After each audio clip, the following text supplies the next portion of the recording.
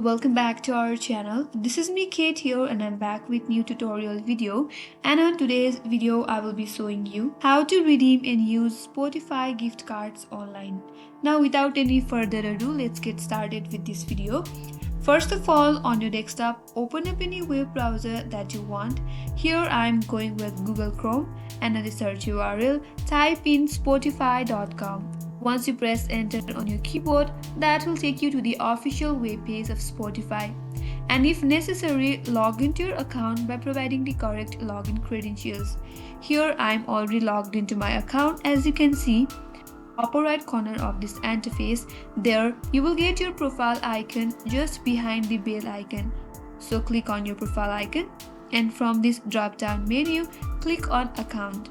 And under this account page, scroll down a bit, and on this payment section you will get a redeem option. Click on there, and on this page you have to enter your premium code that is available at the back of your gift card. So carefully scratch the cover of the pin code and type in the correct code here. But you have to verify your identity. For that, click on I am not a robot, and if you are done with that, click on continue, and on the next page your gift card will be redeemed if you have entered your correct premium code.